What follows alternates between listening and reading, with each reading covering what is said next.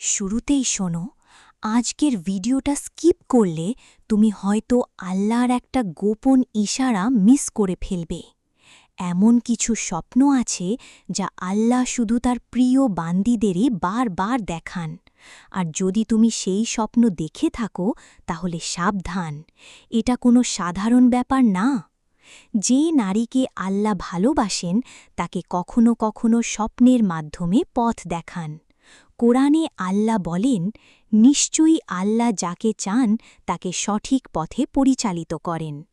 প্রথম স্বপ্ন, বারবার নিজেকে পরিষ্কার পানি, নদী বা বৃষ্টি দিয়ে ধুতে দেখা।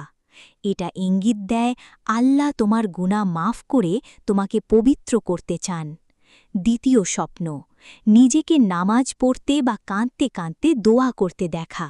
হাদিসে আছে, সৎ স্বপ্ন আল্লাহর পক্ষ থেকে আসে।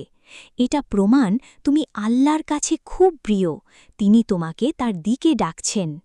একটু থামো, যদি এই স্বপ্নগুলোর কোনোটা তুমি দেখে থাকো তাহলে এখনই ভিডিওতে একটা লাইক দাও আর কমেন্টে লেখো আলহামদুলিল্লাহ, যাতে তোমার হৃদয় আরও নরম হয়।